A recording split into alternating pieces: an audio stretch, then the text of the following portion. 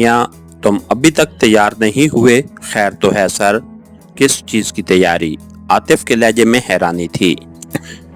यार बताया तो था, हफ्ते की शाम बदर साहब के यहाँ दावत पर जाना है।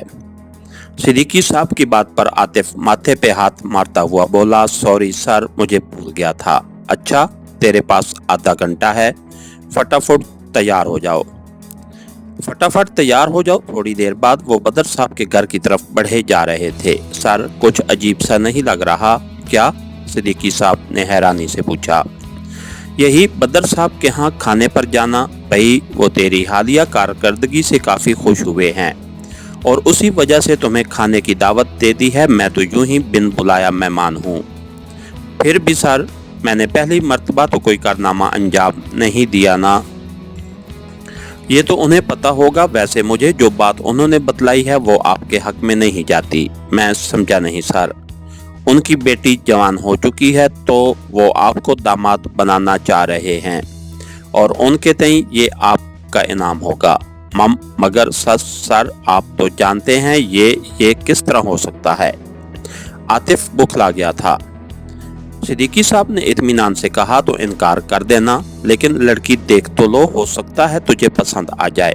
मेरी तो देखी भाली है, सुघड़, तमीज़दार और खूबसूरत बच्ची है, तालीम याफ्ता भी है, फिर खानदान भी बहुत अच्छा है। सर, ये सब अपनी जगह, मगर सुमैया नहीं सर, प्लीज़ आप कोई हल सोचें। झूठ बोल देना कि मैं तेरी मंगनी हो चुकी है। सर, मैं झूठ नहीं बोल सकता। सिद्दीकी साहब हंसे। यार, जासूस हो और पहले कदम पर ही तुम्हें झूठ बोलना सिखाया गया है। फिर कैसी परेशानी? नहीं सर, वो झूठ बोलना किसी और मकसद से होता है।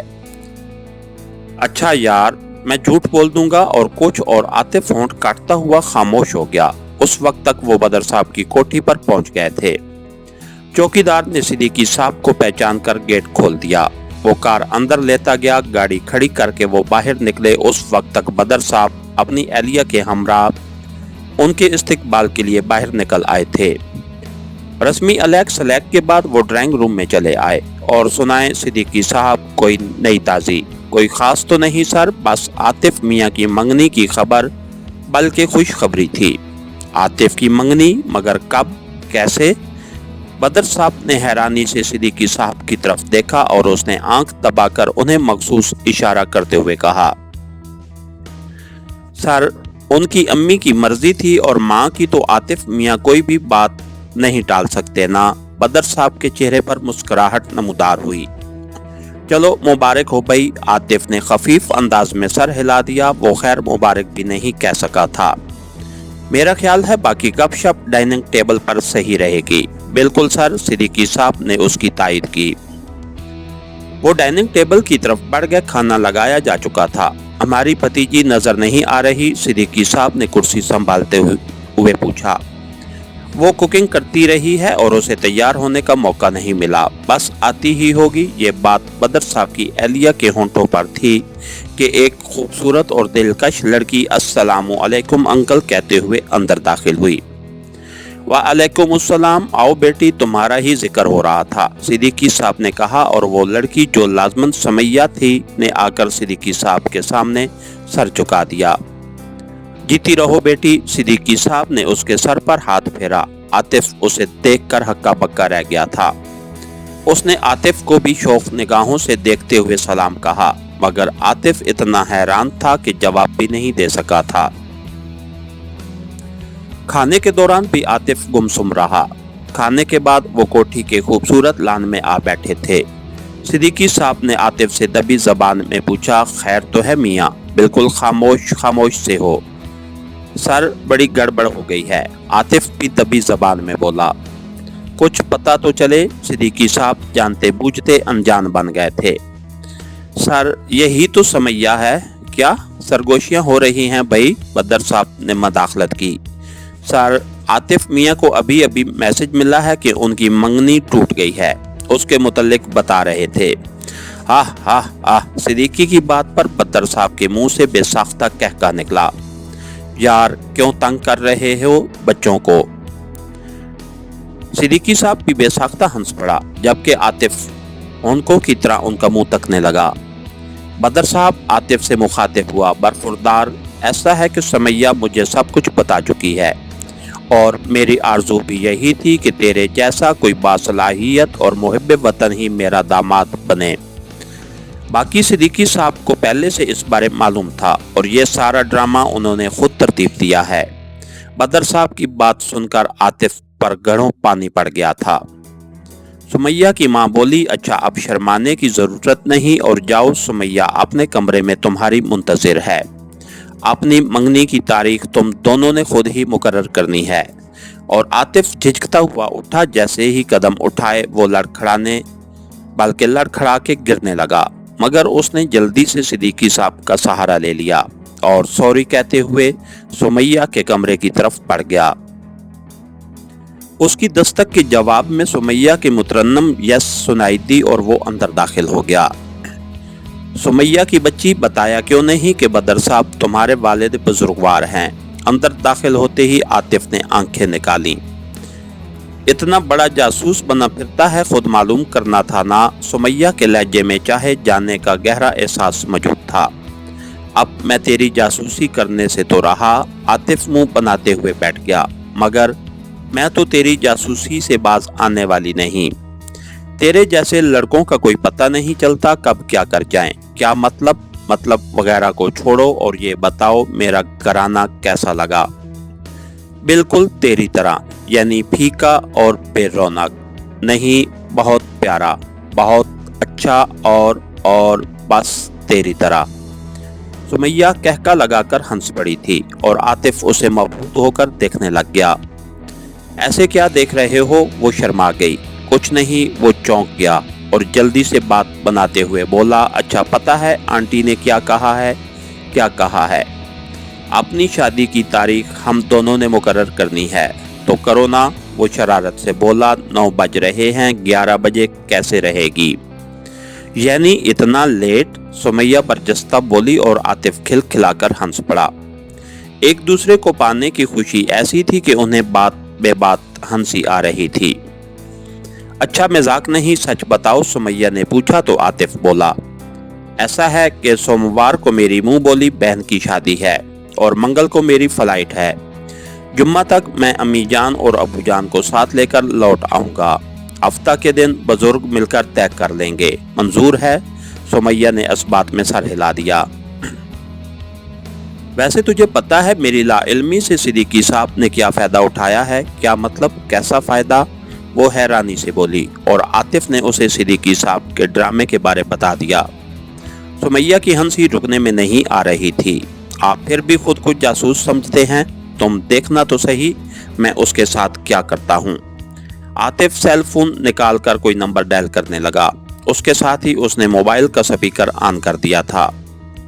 जी बेटे, एक मुशफ़िक निस्वानी आवाज स्पीकर से बरामद हुई। आंटी अस्सलामु अलैकुम। व अलैकुम अस्सलाम। बेटे कैसे याद आ गई आंटी की? आंटी वो आपको बताना था कि सिद्दीकी अंकल थोड़ा लेट हो जाएंगे, तो आपने खाने पर इंतज़ार नहीं करना। मुझे पता है बेटे, उनका खाना आज बदर भाई के घर में है।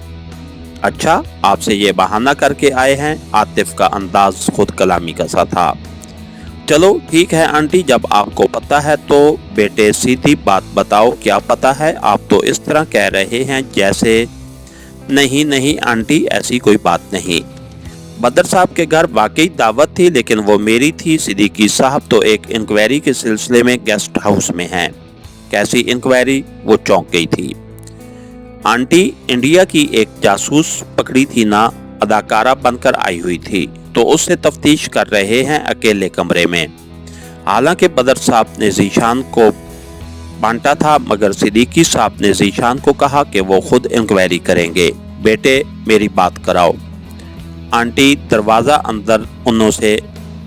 उन्होंने अंदर से बंद किया हुआ है। जैसे ही दरवाज़ा खुला मैं आपकी बात करा दूंगा। वैसे आप उनके नंबर पर ट्राई करें, शायद वो कॉल अटेंड कर लें। ठीक है बेटे, आंटी ने कहा और राब्ता मुनक़ते कर दिया। सुमैया ने कुछ कहने के लिए होंठ हिलाने चाहे, मगर आतिफ ने इशारे से उसे खामोश कर दिया। उसी वक्त मोबाइल की घंटी बजी। आवाज़ आतिफ की जेब से आ रही थी।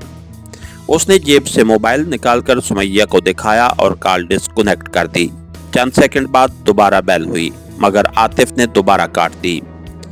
उसी तरह चंद मर्तबा हुआ और फिर आतिफ ने मोबाइल ऑफ कर दिया। ये अंकल का मोबाइल था। सुमैया हैरानी से मुस्तफसर हुई। जी हाँ, आतिफ इत्मीनान से बोला, मगर आपके पास आपके कमरे की तरफ आते वक्त निकाला था, यानी चोरी? हाँ, क्योंकि ईंट का जवाब पत्थर से देना पड़ता है। अब यूं करो कि मेरे लिए कुछ खाने को ले आओ, खाना अभी तो खाया है खाना। उसके लहजे में हैरानी थी। खाक खाया है? तुम्हें देखने के बाद मुझे होश कहाँ रहा था। वैसे भी सिद्दीकी साहब ने मुझे सही उल्लू बनाया है। अच्छा, अभी लाई। सुमैया उठकर किचन की तरफ बढ़ गई और चंद मिनट बाद मुख्तलिफ लवाजमात से ट्रे भर लाई। खाने को दौरान वो जबरदस्ती आतिफ के मुंह में मुख्तलिफ चीजें ठूंसती रही। खाना खाते ही आतिफ जाने के इरादे से उठ खड़ा हुआ। तो क्या सिर्फ खाना खाने आए थे? उसके इरादे को देखकर सुमैया सके के अंदाज में बोली।